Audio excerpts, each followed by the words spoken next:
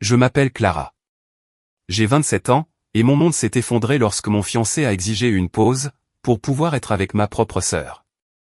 Avant de vous raconter comment j'ai vendu la maison de nos rêves sous leur nez, et disparu sans laisser de traces.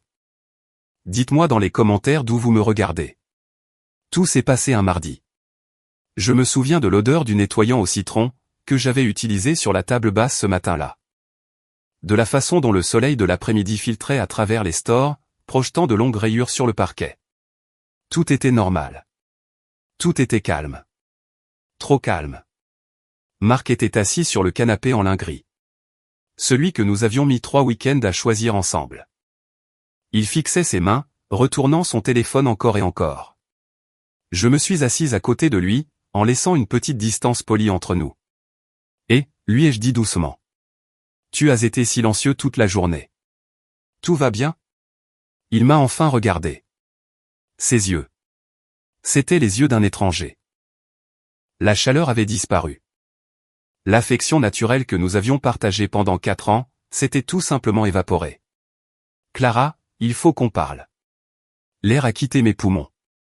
C'était comme si le monde était soudain devenu silencieux, remplacé par un sifflement aigu dans mes oreilles. Chaque femme sait ce que ces mots signifient. C'est le début de la fin. Il refusait de soutenir mon regard. Il fixait le mur, le sol. N'importe où sauf moi. Il s'agit de Sarah, a-t-il dit d'une voix neutre. Ma sœur? Ma petite sœur, qui est censée être ma demoiselle d'honneur. Qu'est-ce qu'elle a, ai-je demandé, ma propre voix semblant fluette et lointaine. Il a pris une grande inspiration, du genre qu'un homme prend avant d'asséner un coup fatal. Elle traverse une période très difficile depuis sa rupture. Elle a besoin de soutien. Elle a besoin de sa famille. Il a fait une pause, puis a finalement lâché la bombe. Elle a besoin de moi en ce moment. Et je pense que nous devons faire une pause. Une pause. Le mot est resté suspendu en l'air, laid et obscène. Une pause. Pour ma sœur. La logique était tellement tordue, tellement insensée, que je n'arrivais même pas à formuler une réponse. Je me contentais de le fixer. Mon esprit luttait pour donner un sens aux absurdités qu'il débitait. Il rompait nos fiançailles. Il mettait fin à notre vie commune, parce que ma sœur avait besoin d'une épaule sur laquelle pleurer.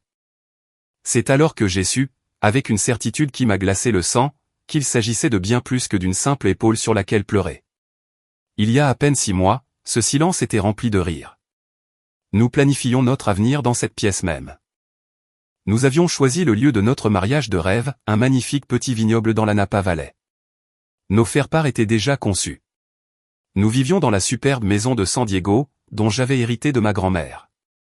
Un endroit baigné de lumière, et rempli de souvenirs heureux. Un endroit que Marc appelait toujours notre maison pour la vie. Nous avions une vie. Une vraie vie, solide et tangible. Du moins, c'est ce que je croyais. Le changement s'était fait subtilement au début. Un empoisonnement lent, que j'avais volontairement ignoré. Tout a commencé avec les préparatifs du mariage. Marc, qui était si enthousiaste à l'idée de choisir le menu et le groupe de musique, est soudain devenu distant.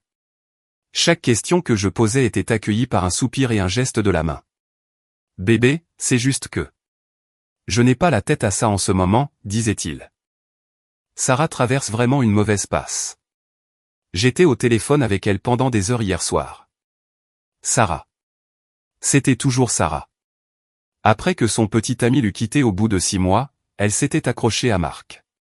Au début, j'ai trouvé ça mignon. Il se comportait comme un bon futur beau-frère. Elle l'appelait pour lui demander conseil. Elle venait dîner, les yeux rouges d'avoir pleuré. Il s'asseyait avec elle sur la terrasse pendant que je cuisinais, leurs têtes rapprochées dans une conversation à voix basse. Puis, elle a commencé à laisser des affaires chez nous. Un pull, un livre, sa tasse à café préférée. C'était comme si elle marquait lentement son territoire. Comme si elle se tissait, dans la trame même de notre foyer. Je me disais que j'étais paranoïaque. Je me disais que j'étais une mauvaise sœur. Comment pouvais-je être jalouse, alors qu'elle souffrait tant? Ma mère m'a même appelé une fois, la voix tranchante de désapprobation. Clara, tu dois être plus compréhensive. Sarah admire Marc comme un grand frère. Tu as de la chance d'avoir un fiancé, qui se soucie autant de la famille. J'ai laissé ces mots me réduire au silence par la honte. J'ai refoulé mes doutes, les enterrant sous une montagne de culpabilité. Je souriais quand Sarah envoyait des SMS à Marc tard le soir. Je feignais de ne pas remarquer quand il sortait, pour prendre ses appels. Je me montrais d'un grand soutien. J'étais une bonne sœur, une bonne fiancée. Jusqu'à cette nuit-là, environ une semaine avant qu'il ne lâche la bombe. Je me suis réveillé vers 2 heures du matin, la gorge sèche. En marchant dans le couloir vers la cuisine, je l'ai entendu. Un faible murmure venant de la terrasse arrière. La porte coulissante était légèrement entr'ouverte, laissant entrer l'air frais de la nuit. C'était la voix de Marc. Étouffé mais clair. Ne t'inquiète pas, disait-il. Son ton était doux et intime, d'une manière qui m'a donné la chair de poule. Je vais bientôt m'occuper de Clara. Il faut juste qu'on soit intelligent sur ce coup-là. Mon sang s'est glacé. Le verre que j'allais attraper pour prendre de l'eau m'a glissé des mains. Mais, je l'ai rattrapé juste avant qu'il ne touche le sol, les jointures blanches. Mon cœur tambourinait contre mes côtes. Chaque battement résonnait comme un tambour assourdissant, dans le silence étouffant de la maison.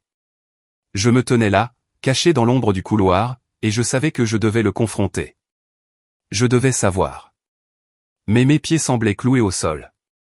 Qu'est-ce que je pourrais bien dire ? Excuse-moi, étais-tu en train de comploter mon exécution émotionnelle avec ma petite sœur ? La lâcheté a pris le dessus. Je suis retourné au lit sur la pointe des pieds. Mon côté du matelas me paraissait immense et froid. Je suis resté allongé, les yeux grands ouverts dans le noir, écoutant le son de sa respiration quand il est enfin rentré. C'était la pire trahison que je puisse imaginer. Et je ne l'avais même pas encore confronté. J'ai simplement laissé le poison de ses mots s'infiltrer dans mes veines. La semaine suivante fut un enfer d'un genre particulier. C'était une représentation théâtrale. J'étais une actrice, dans les dernières scènes tragiques d'une pièce dont j'ignorais faire partie. Je souriais. Je préparais le café.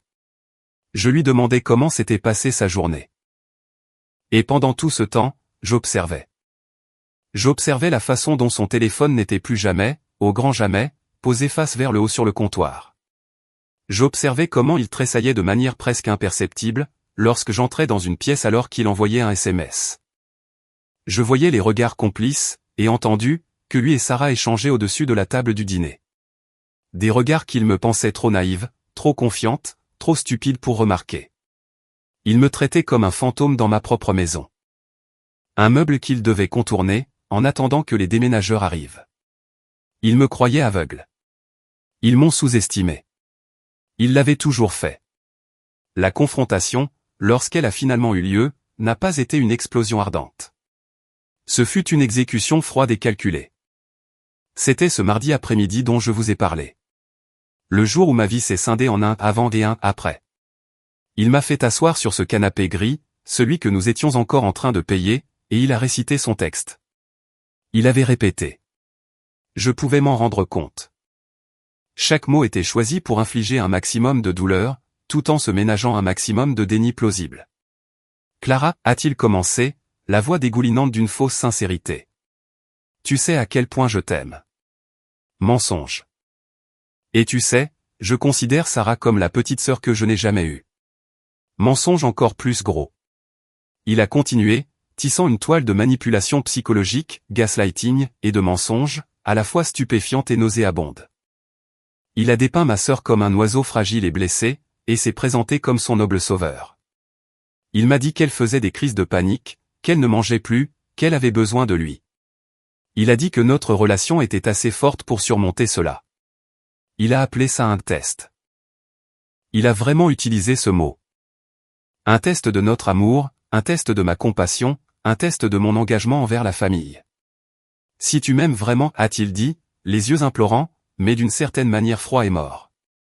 Tu comprendras. Tu me donneras cet espace pour l'aider. Une vraie partenaire voudrait que je fasse ce qu'il faut.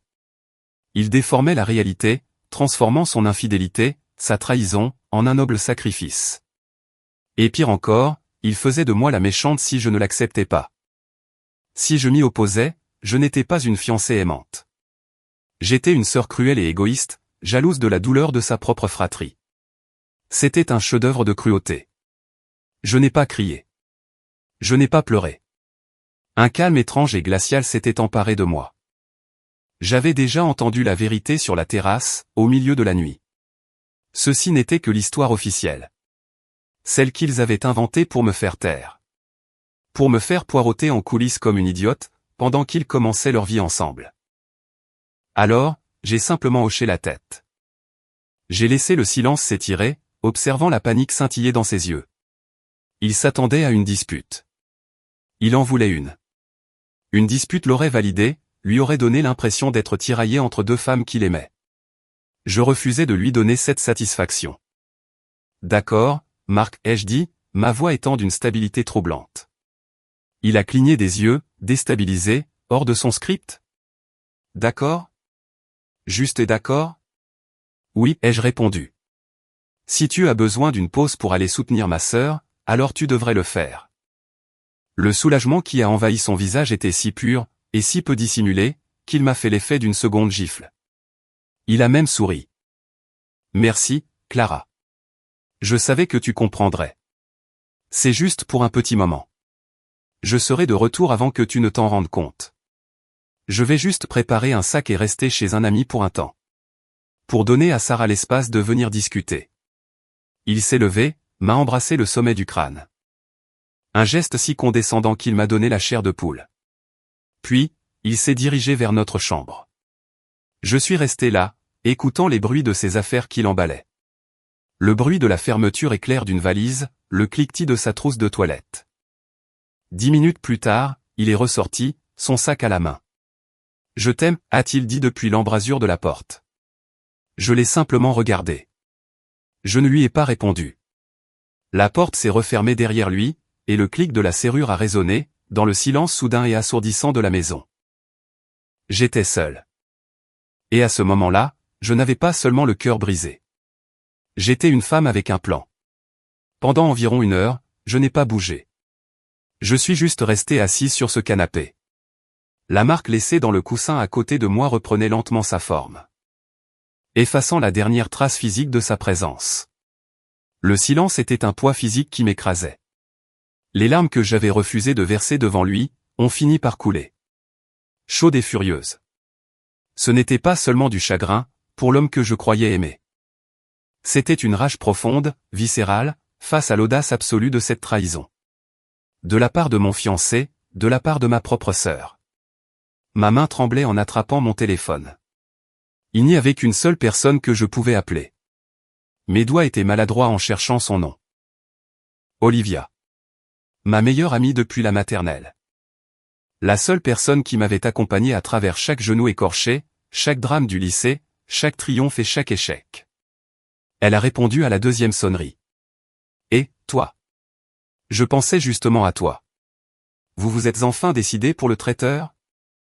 Sa voix joyeuse a fait voler en éclats mon sang-froid. Un sanglot m'a secoué, brut et laid. Clara, qu'est-ce qu'il y a? Qu'est-ce qui ne va pas? Sa voix s'est instantanément teintée d'inquiétude. J'ai essayé de parler, mais les mots restaient bloqués derrière un mur de larmes. Il est parti. Liv, ai-je finalement réussi à articuler? Parti? Comment ça, parti? Jean, au supermarché? Non, ai-je murmuré. Il est parti. Pour de bon. Il veut faire une pause. Je l'ai entendu reprendre sa respiration avec force. Une pause? Une pause de quoi? Le mariage est dans 5 mois. Qu'est-ce que c'est que ce délire? Et puis je lui ai dit. Je lui ai tout raconté. Les appels téléphoniques tard le soir. La présence constante de ma sœur. La conversation à voix basse sur la terrasse. Et enfin, le discours froid et répété, sur la façon dont il devait me quitter pour aller soutenir Sarah. J'ai tout déballé, chaque détail humiliant. Les mots sortant de moi comme un torrent de douleur et de colère. Pendant un long moment après que j'ai terminé, il n'y a eu que du silence à l'autre bout de la ligne. Je pouvais l'imaginer. Elle faisait probablement les 100 pas dans son appartement, le visage masqué par l'incrédulité. Puis elle a parlé, et sa voix était d'un calme dangereux. Il a fait quoi? Avec ta sœur? C'est hors de question, Clara. Le silence avait disparu, remplacé par la fureur légitime d'une véritable amie. Non, non, non. Il n'a pas le droit de faire ça. Il n'a pas le droit de te ranger sur une étagère comme une poupée avec laquelle il jouera plus tard. Surtout pas pour ta sœur. C'est la chose la plus dégoûtante et la plus lâche que j'ai jamais entendue. L'entendre le dire, entendre la validation dans sa voix. Ça a été comme un seau d'eau glacée sur mon visage. Elle ne me disait pas de me calmer. Elle ne me disait pas de comprendre son point de vue. Elle me renvoyait ma propre rage, décuplée. Il croit que je vais l'attendre, ai-je dit, ma voix gagnant en assurance. Il croit vraiment que je vais juste rester assise dans cette maison, à arroser les plantes, en attendant qu'il décide si je suis toujours celle qu'il veut. Et l'es-tu, a demandé Olivia, sa voix douce mais ferme. Un feu s'est allumé dans ma poitrine, un feu que je croyais éteint. Non, ai-je dit. Le mot avait le goût de la liberté. Non, je ne le suis pas. Je me suis levé, et j'ai commencé à faire les 100 pas dans le salon, le téléphone pressé contre mon oreille. Il croit que c'est notre maison. Il parle des rénovations qu'il a faites, de la terrasse qu'il a construite. Il oublie à qui appartient le nom sur l'acte de propriété. Il oublie que c'était la maison de ma grand-mère, Olivia. Mon héritage. C'est ma maison. Tu as bien raison, a-t-elle acquiescé. Alors, qu'est-ce que tu vas faire? Et, tout d'un coup, la voie à suivre est devenue limpide. Le brouillard du chagrin et de la confusion s'est dissipé. Remplacé par une clarté froide et tranchante. Je n'étais pas une victime dans cette histoire. J'étais celle qui détenait toutes les cartes.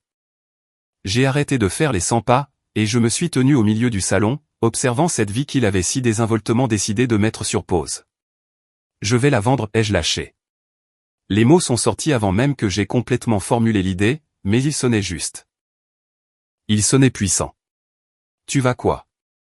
Je vends la maison, Liv. Et je me tire d'ici. Il veut faire une pause. Je vais lui en donner une, 2 pauses.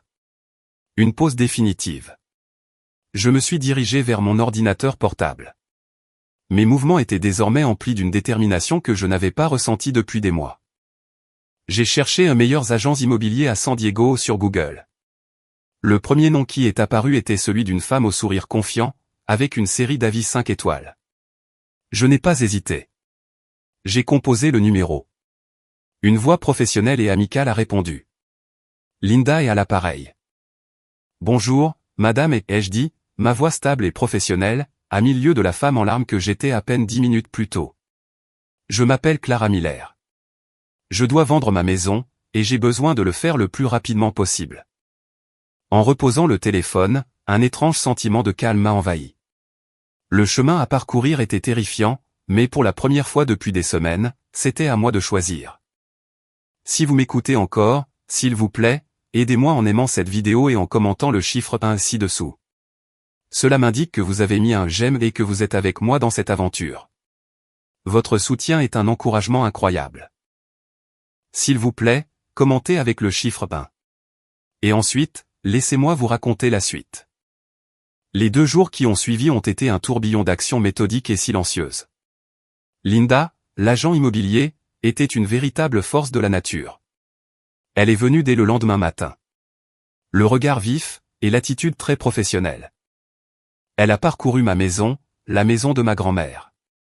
Elle prenait des notes et soulignait ses meilleurs atouts. Elle n'a posé aucune question personnelle. Elle n'a pas demandé pourquoi les photos sur la cheminée étaient soudainement toutes tournées face contre table. Elle a simplement vu la valeur de la propriété. Et a élaboré un plan clair et agressif pour la vendre. Le marché est en feu, Clara, a-t-elle dit d'une voix confiante. Nous aurons conclu la vente avant même que vous ne cligniez des yeux. Nous avons décidé d'installer un panneau à vendre, mais uniquement dans le jardin arrière, caché de la rue pour le moment. Cet après-midi-là, j'ai commencé à emballer. Pas mes affaires. Les siennes. J'ai parcouru la maison tel un chirurgien, excisant toute trace de marque. Ses vêtements du placard. Sa brosse à dents du gobelet. Son livre à moitié lu sur la table de nuit. J'ai tout emballé dans des cartons, avec une efficacité froide et détachée. Il n'y a pas eu de larmes. Chaque objet emballé me donnait l'impression de récupérer un morceau de ma propre âme. Ce n'était plus notre maison. C'était la mienne. L'appel est arrivé jeudi après-midi. C'était ma mère. Clara, ma chérie, a-t-elle dit. Sa voix était un peu trop enjouée. Sarah et moi pensions passer te voir. Et Marc va nous rejoindre là-bas. Il se sent terriblement mal par rapport à toute cette situation. Et, nous pensons tous qu'il est temps d'en discuter en famille. Mon estomac s'est glacé. Ce n'était pas une demande. C'était une annonce, une embuscade. Il venait chez moi, dans mon sanctuaire, pour se liguer contre moi. Pour faire pression sur moi, me culpabiliser, me briser. Jusqu'à ce que j'accepte d'être le paillasson silencieux et indulgent dont ils avaient besoin. Maman, ce n'est pas le bon moment, ai-je répondu, en essayant de garder une voix stable. Des bêtises, a-t-elle gazouillé. Nous serons là dans 20 minutes. Nous apporterons le café. Et, elle a raccroché. Je me suis tenu dans mon salon, entouré de cartons soigneusement scotchés. Une vague de pure panique m'a envahi. Puis, tout aussi vite, elle a été remplacée par une fureur froide. Il voulait venir chez moi et me faire la morale? Très bien. Qu'il vienne. J'ai déplacé les cartons dans la chambre d'amis, et j'ai fermé la porte. Je me suis préparé une tasse de thé, les mains tremblant légèrement. Je me suis assise sur le canapé, et j'ai attendu. Ils sont arrivés exactement 20 minutes plus tard. Un front uni de trahison. Ma mère, Marie, est entrée en trombe la première. Une boîte de beignets à la main, et un regard d'une étrange compassion sur le visage. Sarah la suivait, les yeux baissés, l'image même de la petite sœur pleine de remords. Et puis est venu Marc, l'air fatigué et triste. Une performance digne d'un Oscar. Oh, ma chérie, a dit ma mère en se précipitant pour m'étreindre. Je suis resté raide dans ses bras. Nous sommes tous tellement inquiets pour toi. Ils se sont assis sur le canapé en face de moi. Un panel de juges prêts à rendre son verdict sur ma douleur. Clara, a commencé ma mère, endossant son rôle de négociatrice en chef. Il faut être raisonnable. Marc a tout expliqué. Il essayait juste d'être là pour ta sœur. La famille s'entraide. Toute cette histoire de pause n'est qu'un malentendu. J'ai regardé Sarah. Elle refusait de croiser mon regard. Elle fixait simplement ses mains, faisant tourner une bague en argent autour de son doigt. La bague que Marc lui avait offerte pour son anniversaire l'année dernière. Clara, tu es tellement dramatique, a poursuivi ma mère, sa voix perdant son côté compatissant. Ta sœur est fragile en ce moment, et Marc se comporte juste comme un homme bien. Tu devrais être fier de lui, pas le repousser. C'était un coup de poing dans le ventre. Une invalidation complète et totale de mes sentiments, de ma réalité. Ma propre mère prenait leur parti. Elle me traitait de dramatique pour être dévastée par la destruction de mon avenir. Marc a finalement pris la parole, la voix basse et chagrine. Clara, bébé. Tu me manques. Notre maison me manque. Ça a été plus dur que je ne l'aurais jamais imaginé. Je veux juste rentrer à la maison. On peut surmonter ça. Je sais qu'on le peut. Il a regardé autour de la pièce, avec un sourire nostalgique. On a mis tellement de travail dans cet endroit. Tu te souviens de la construction de la terrasse? On pourrait faire un barbecue ce week-end. Juste comme au bon vieux temps. L'ironie dramatique était si épaisse que j'aurais pu m'y étouffer. Il parlait de barbecue sur la terrasse. Totalement inconscient du fait qu'un panneau de plus d'1 mètre annonçant la vente de sa maison pour la vie, était planté dans la pelouse à quelques pas de là. J'ai regardé ces 3 personnes. Ma mère, ma sœur, l'homme que j'étais censé épouser. Une famille. Juste pas ma famille. Je leur ai offert la performance de ma vie. J'ai laissé couler quelques larmes. J'ai hoché la tête docilement. Je leur ai dit que j'étais confuse. Je leur ai dit que j'avais besoin de plus de temps pour réfléchir. J'ai joué le rôle de la femme fragile, et au cœur brisé, qu'ils s'attendaient à voir. Ça a marché. Ils se sont visiblement détendus. Ma mère m'a tapoté la main, me disant que je faisais le bon choix. Sarah a enfin levé les yeux, et m'a adressé un petit sourire larmoyant de gratitude. Marc avait l'air soulagé, convaincu que son plan fonctionnait, que son option de secours était assurée. Ils sont partis peu après. Convaincus d'avoir géré la situation avec succès. On se parle bientôt, bébé, a dit Marc à la porte, en essayant de m'embrasser. J'ai tourné la tête, de sorte que ses lèvres se posent sur ma joue. Au moment où leur voiture s'est éloignée du trottoir, j'ai verrouillé la porte, et je m'y suis adossé, le cœur battant à tout rompre. Le masque est tombé. Je suis allé dans la chambre d'amis, et j'ai ouvert la porte à la volée. Regardant les cartons remplis de sa vie. Le lendemain, il serait parti. Le jour suivant, le panneau à vendre serait déplacé dans le jardin de devant. Je leur avais donné leur spectacle, mais l'acte final m'appartenait totalement. Ce soir-là, j'ai réservé une entreprise de déménagement en ligne. Destination, un garde-meuble près de l'immeuble d'appartement dont j'avais entendu Sarah dire qu'elle et Marc le visitaient en centre-ville. J'ai tapé un mot court et simple, accolé sur le premier carton, voici le reste de tes affaires. Bonne chance dans ta nouvelle vie. Pas de colère, pas de tristesse. Juste une coupure nette et sans bavure. Il voulait une pause. J'allais lui donner une pause. Une vraie. La semaine qui a suivi a été un véritable tourbillon. L'entreprise de déménagement est venue, et a vidé la moindre trace de Marc. Le panneau à vendre a été planté dans le jardin avant, audacieux et sans complexe. Linda a organisé une journée portes ouvertes ce week-end-là. Et dès le lundi, nous avions 3 offres, toutes supérieures au prix demandé. C'était surréaliste. La vie que je construisais depuis 4 ans était démantelée, et vendue en quelques jours. Et je ne m'étais jamais senti autant maîtresse de la situation. Pendant que le divorce de mon ancienne vie se finalisait par le biais de contrats immobiliers, car c'est bien ce que je ressentais, je planifiais mon évasion. Je regardais passivement une opportunité de promotion au sein de mon entreprise technologique. Un poste de chef de projet senior, sur notre campus d'Austin, au Texas. C'était un pari osé, quelque chose pour lequel je m'étais dit que je postulerais un jour. Ce jour était arrivé. J'ai peaufiné mon CV, écrit une lettre de motivation percutante, et cliqué sur envoyer. 2 jours plus tard, mon téléphone a sonné. C'était le directeur de la division d'Austin. Il suivait mon travail. Ils adoraient mon portfolio. Pourrais-je prendre un vol pour un entretien la semaine prochaine? J'ai réservé le vol sans la moindre hésitation. J'ai préparé un simple bagage cabine. Et lorsque l'avion a décollé de San Diego, laissant mon ancienne vie derrière moi, je ne me suis pas senti triste. J'ai ressenti un sentiment de liberté excitant et terrifiant. L'entretien à Austin s'est déroulé dans un tourbillon de confiance, dont j'ignorais être capable. J'ai réussi toutes les questions avec brio. Je suis sorti de ce bureau, en sachant que j'avais décroché le poste. Le soir même, assise dans ma chambre d'hôtel, j'ai accepté l'offre officielle. Mon salaire serait 30% plus élevé. Je recommençais à zéro, et je le faisais selon mes propres conditions. La vente de la maison a été officiellement conclue la semaine suivante. L'argent de la vente, et l'argent de mon héritage, ont été virés sur mon compte bancaire. J'ai emballé mes propres affaires, vendu les meubles dont je ne voulais plus, et fait expédier le reste vers un nouvel appartement. Je l'avais loué en ligne, dans un quartier branché d'Austin. Ce n'est qu'à ce moment-là, une fois que toute la poussière logistique fut retombée, que j'ai informé le monde entier. Je me suis connecté à Facebook, les mains stables. J'aurais pu déclencher une tempête. J'aurais pu les exposer, publier des captures d'écran, dire au monde entier ce que mon fiancé et ma sœur avaient fait.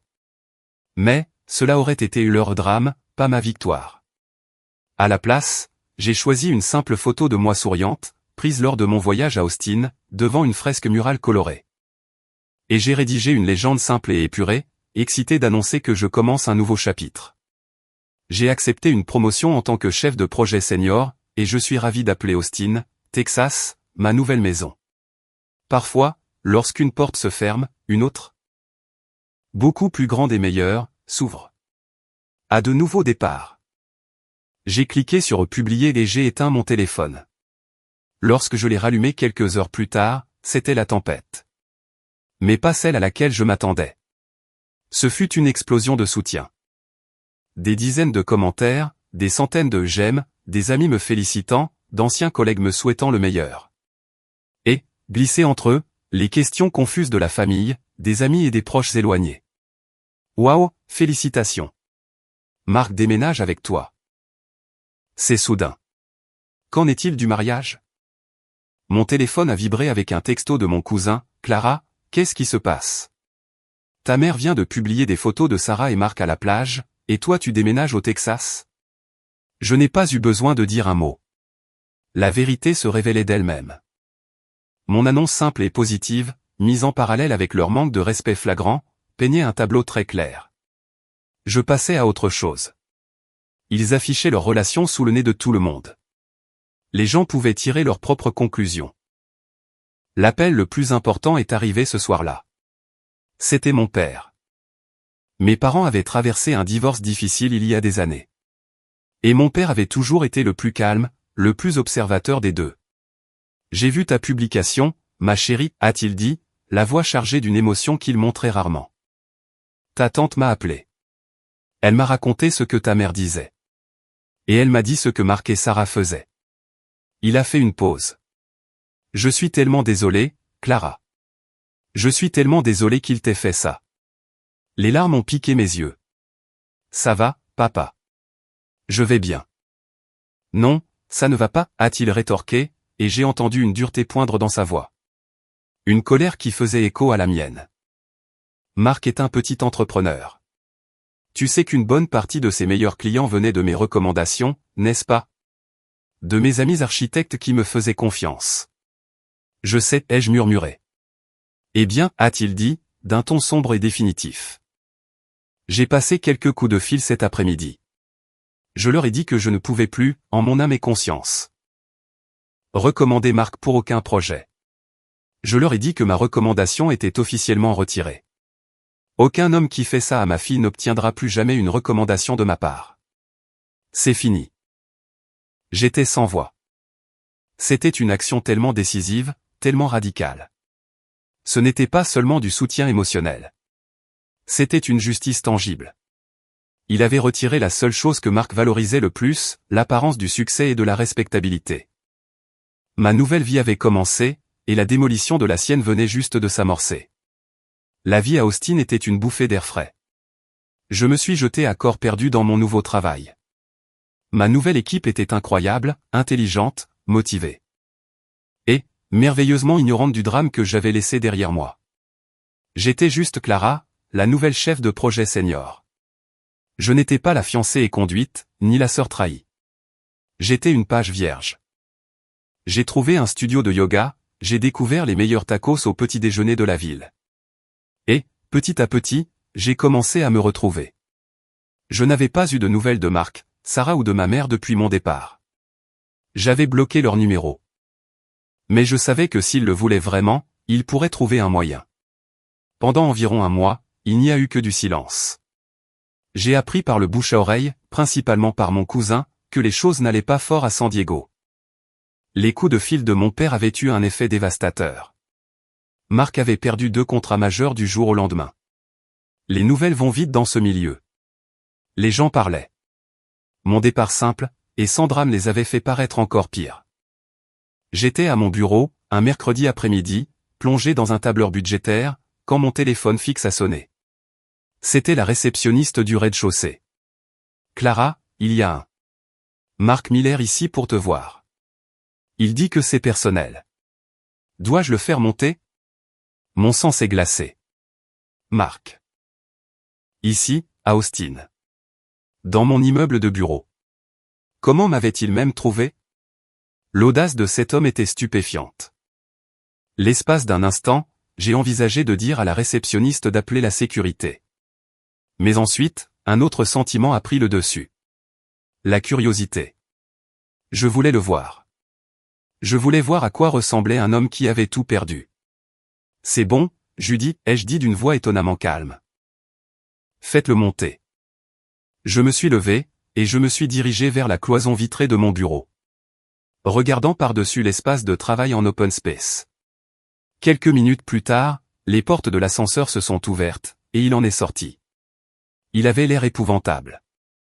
Il avait maigri, ses vêtements étaient froissés, et il avait des cernes sombres sous les yeux. Ce n'était pas l'homme confiant et charmant que j'avais failli épouser. C'était un fantôme. Il m'a vu et s'est dirigé vers mon bureau. Je n'ai pas bougé. Je suis resté là, les bras croisés, à l'attendre. Il a poussé la porte et est entré, la refermant doucement derrière lui. Clara, a-t-il soufflé, la voix brisée. Marc, ai-je dit. Ma voix était égale. Pas de colère, pas de larmes, juste un ton plat et uniforme. Qu'est-ce que tu fais ici? Je devais te voir, a-t-il balbutié. Ses yeux balayaient mon bureau, s'imprégnant de la vue, des nouveaux meubles, des symboles de ma réussite. Ton bureau est magnifique. Je ne t'ai pas demandé une consultation en décoration, ai-je dit froidement. Je t'ai demandé ce que tu faisais ici. Il a tressailli. Il a fait un pas de plus, les mains tendues comme pour implorer. J'ai fait une erreur, Clara. Une erreur horrible, terrible. Je l'ai simplement fixé, mon expression indéchiffrable. Il a insisté, les mots sortant dans une précipitation désespérée. Ce n'était pas ce que tu crois. Sarah. Elle était si vulnérable, si perdue. Elle m'a fait des avances. Clara. Elle a manipulé la situation. J'ai été faible. J'étais confus. J'essayais juste de l'aider. Mais je n'ai jamais cessé de t'aimer. Pas une seconde. Te quitter a été le plus grand regret de ma vie. C'était une prestation pathétique, visant à rejeter la faute sur les autres. Il essayait de faire passer ma sœur pour la méchante. De se faire passer pour la malheureuse victime. Et de me donner le rôle de son noble sauveur. Il s'attendait à ce que je sois flatté. Il s'attendait à ce que je le plaigne. Il s'attendait à ce que je sois la même femme indulgente et compréhensive, qu'il avait laissée sur ce canapé un mois plus tôt. Il allait avoir un réveil brutal. Je l'ai laissé terminer, le silence dans la pièce s'étirant jusqu'à en devenir inconfortable. Puis, j'ai pris la parole. As-tu fini, ai-je demandé. Il a cligné des yeux. Quoi? As-tu fini ton discours, ai-je clarifié. Parce qu'il était bon. Tu as abordé tous les points clés. C'était la faute de ma sœur. Tu étais faible. Tu n'as jamais cessé de m'aimer. C'était très convaincant. Mais, tu as oublié une chose. Il a eu l'air confus. Quelle chose? J'ai fait un pas en avant. Réduisant la distance entre nous jusqu'à ce que je puisse voir le désespoir dans ses yeux. La partie où tu pensais que j'étais une idiote. La partie où tu pensais que j'étais ton plan de secours, ton filet de sécurité. La partie où tu pensais pouvoir mettre ma vie en pause, aller coucher avec ma sœur, puis revenir ramper quand ça n'aurait pas marché. Son visage a blêmi. Non, ce n'était pas comme ça. C'était exactement comme ça, ai-je affirmé, la voix d'un calme dangereux, mais tranchante comme un couteau. Il n'a jamais été question d'elle, Marc. Il a toujours été question de toi, de ton arrogance, de ton manque de respect. Tu pensais que j'étais ta propriété. Tu pensais que j'allais juste attendre. Tu as eu tort. Je suis retourné à mon bureau et j'ai pris mon téléphone. Maintenant, s'il te plaît, quitte mon bureau avant que je ne demande à la sécurité de t'escorter à la sortie. Il est resté planté là, la bouche s'ouvrant et se fermant comme un poisson hors de l'eau. Le fantôme de l'homme que j'avais aimé réalisant enfin qu'il avait affaire à une femme complètement différente. Il a vu qu'il n'y avait plus rien pour lui ici. Pas de pardon, pas de seconde chance, rien. Sans dire un mot de plus, il s'est retourné et a quitté mon bureau, les épaules affaissées par la défaite. Je l'ai regardé partir. Je l'ai regardé entrer dans l'ascenseur et disparaître. Je n'ai pas ressenti de triomphe. Je n'ai pas ressenti de joie. J'ai simplement éprouvé le sentiment simple et paisible d'être enfin et totalement libre. Dans les mois qui ont suivi ma confrontation avec Marc, ma vie à Austin s'est épanouie. J'excellais dans mon travail, gagnant le respect de mes collègues et la confiance de mes supérieurs. Je me suis fait des amis, de vrais amis, qui me connaissaient pour celle que j'étais aujourd'hui, et non pour celle que j'avais été. J'ai même commencé à faire des rencontres, sans prise de tête. Redécouvrant ce que c'était que d'être avec quelqu'un qui me regardait avec une véritable admiration, et non par intérêt calculé. Les nouvelles de San Diego m'arrivaient par bribes sporadiques, de seconde main. Principalement par mon père ou mon cousin. Elles brossaient un tableau bien sombre. L'entreprise de Marc était dans une spirale infernale. Sans les recommandations de mon père, son flux de projets haut de gamme s'était tari. Il prenait apparemment de petits boulots peu rentables, juste pour garder la tête hors de l'eau. Ma mère, m'a-t-on dit, était furieuse. Pas contre Marc ou Sarah. Mais contre moi et mon père, pour avoir ruiné la vie d'un homme de bien. Sarah, semblait-il, ne profitait pas de sa victoire. Le fantasme d'être avec l'homme plus âgé, charmant et prospère, s'était effondré en même temps que son compte en banque. Ils vivaient dans un petit appartement d'une chambre en centre-ville. Celui qu'ils avaient prévu de prendre, une fois que je serais hors du tableau. Mon cousin a mentionné avoir vu Sarah au supermarché. Elle avait l'air stressée et malheureuse, bien loin de la femme rayonnante qu'elle feignait d'être. Leur grande histoire d'amour, bâtie sur une fondation de mensonges, se fissurait sous la pression de la réalité. J'en ai éprouvé un sentiment de satisfaction lointain et clinique, mais ce n'était pas le centre de ma vie. Leur chute était un bruit de fond dans la symphonie de ma propre réussite. J'allais de l'avant, et ils étaient un souvenir, une leçon apprise. Je croyais connaître toute l'histoire. Je pensais que les pires révélations étaient derrière moi. J'avais tort. L'appel est arrivé un samedi matin. C'était Olivia.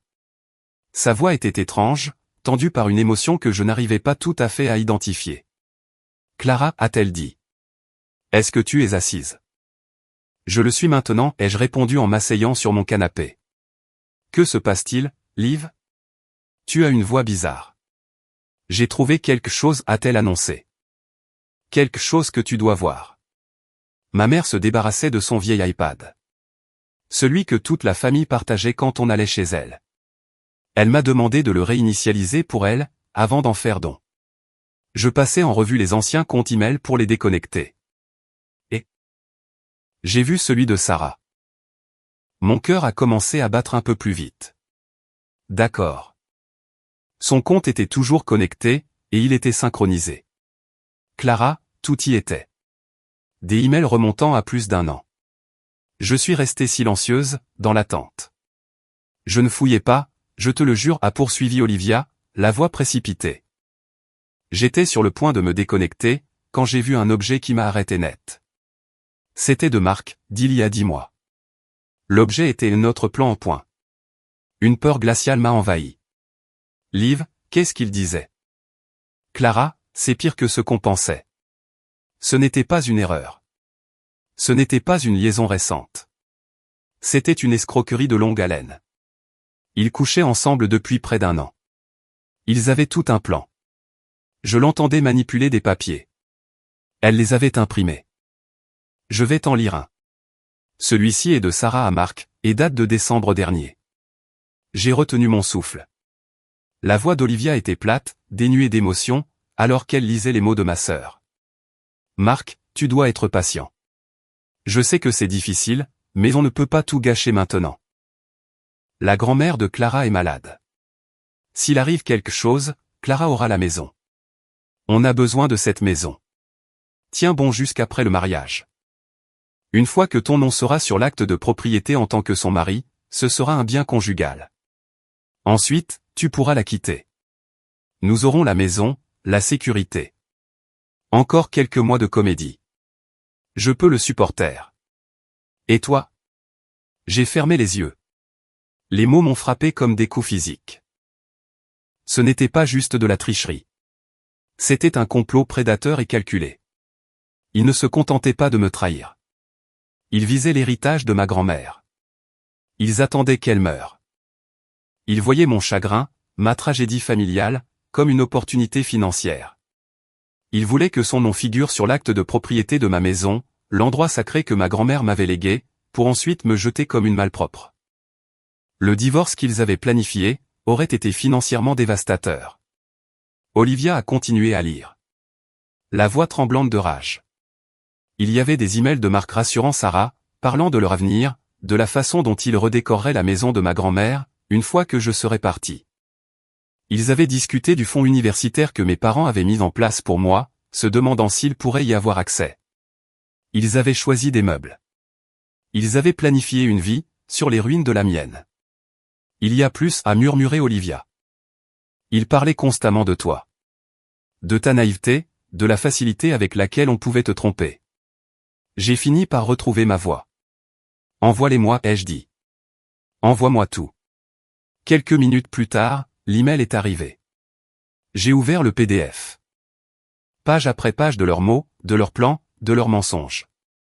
J'ai fait défiler le document. Mon doigt traçait leur cruauté désinvolte sur l'écran. Tout était là, noir sur blanc. Une embuscade émotionnelle et financière préméditée. Ma sœur et mon fiancé, complotant ensemble dans l'ombre. Je n'ai pas pleuré. Je n'avais plus de larmes pour eux. J'ai juste ressenti un profond sentiment de lucidité, qui m'a glacé le sang. Ce n'était plus une tragédie. C'était une scène de crime. Et on venait de me remettre les preuves médico-légales. Pendant une semaine, je n'ai rien fait de ces emails. Je ne les ai pas transférés à mon père. Je ne les ai pas publiés en ligne. Je ne les ai pas envoyés à Marc ou Sarah, avec un triomphant je sais. Ils constituaient ma vérité, intime et sordide. Ils étaient la confirmation finale que je n'avais pas seulement évité une balle. J'avais échappé à une embuscade méticuleusement planifiée. Connaître la profondeur calculée de leur trahison n'a pas rouvert la blessure. Cela l'a cautérisée. Cela a brûlé les dernières bribes de doute ou de nostalgie mal placée. C'était une brûlure propre et stérile. Ma vie a continué. J'ai dirigé mon équipe lors d'un lancement de produits complexes, ce qui m'a valu une prime et de nouveaux éloges de la part de la direction. Je suis parti en week-end dans la région du Hill Country, avec un nouveau groupe d'amis. J'ai adopté un chien dans un refuge local. Un mélange de terrier ébouriffé que j'ai nommé Gus, dont l'affection inconditionnelle était un baume pour mon âme. Je construisais une vie si pleine et lumineuse, que les ombres de mon passé devenaient de plus en plus petites. Puis, environ un mois après la découverte d'Olivia, un email est tombé dans ma boîte de réception.